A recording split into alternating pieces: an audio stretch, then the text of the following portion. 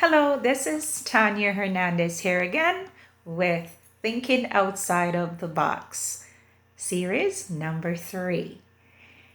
I work with students who have difficulties with reading, writing, and spelling. They have dyslexia. Some people call it specific language disability, but dyslexia means dys, which is the prefix dysfunction lexia, in reading and writing and spelling. That's what dyslexia means. Now, after these children who, no matter how hard they try and no matter how intelligent they are unable to read through no fault of their own. It's just how their brains are wired. And so, as a reading and language multisensory practitioner, using the Orton-Gillingham approach, I unlock their brain pathway for them, because we explain that the brain has many pathways to learning. And so I find ways and strategies to get the brain to unlock all the highways, the visual, auditory, kinesthetic, and tactile ways of learning. Now, after a child learns letter sound, because that's a general problem, it's not when they write B and D backwards. That's just a part of dyslexia. Dyslexia is so much broader, because kids with dyslexia do not understand letter sound combination. So they're taught that.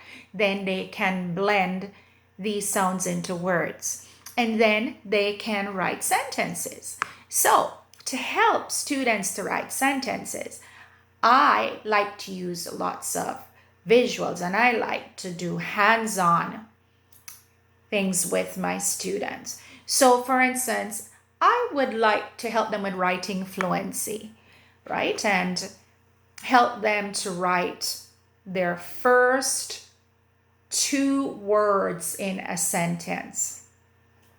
So I use my color-coded footsticks. Because in basic parts of speech, the words, we have to have a noun and a verb, right? Like Tanya sings. So I color-coded nouns to be yellow and verbs to be orange. Tanya sings. And so the student will have a visual, right, about these different parts of speech. And of course, you explain that nouns are names of people, places, and things. And usually you will know if it's a noun too, if you can put the articles a or the in front of them. Usually that's a noun, right? And then an idea like love, peace, joy, that's a noun too. Then you explain a verb is an action verb, an action word. Okay? So as I said, Tanya sings. Sings is an action. So after I teach that, then we do some exercises, and again I use a visual and a kinesthetic activity. So here I have a egg, a little plastic egg that you usually find around Easter time, but I use them for my classes to teach parts of speech. So of course I color-coded nouns yellow and verbs orange. So on my egg, I will have a bag of eggs, and the student, they will take out each egg and then they'll read. So I would do a demo and I would say, pets run. Pets run. And I might even ask the student, what else can the pet do? And they might say, pets play. And then I do cows moo. Cows moo. And of course we have clocks tick. Dogs bark. Pets run. And while you're doing this, you're also teaching verb tenses, right? Because pets run and one pet runs. So you could do that. You could actually put underneath pet runs and pets run. That's just basic speech.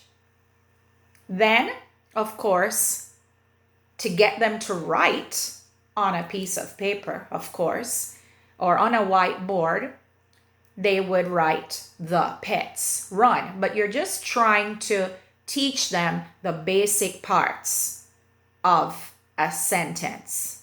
Okay? So you could use these color-coded eggs. I just buy all the plastic eggs and move around the different, the parts to make me have one part yellow and one part orange. Okay? You can color code your eggs, and you can color code, use different color codes for your footsticks too. But I use yellow and I use orange. And then for the other parts of speech like adverbs and prepositions, I use other colors. Then after you do explicit teaching and you do these little hands-on activities with them, I always end with a worksheet. So I have a parts of speech worksheet, and I have a little passage, and I ask the student to circle the nouns yellow and circle the verbs orange. And so they will get to see visually what it looks like on paper. They'll get to see how the words light up. And so that when you're reading their books or any other reading material, they will have that visual about nouns and about verbs. And actually, it makes them smile too, because sometimes I have like silly, I write like silly sentences, right? And they'll laugh at it. I always like to do the nonsensical, silly sentences. But you can end with parts of speech, reading activity, and for writing as well. You could do fill in the blanks for those who are not able to write a full sentence. You could do fill in the blanks as well. So that's just a little bit of what I do to teach kids how to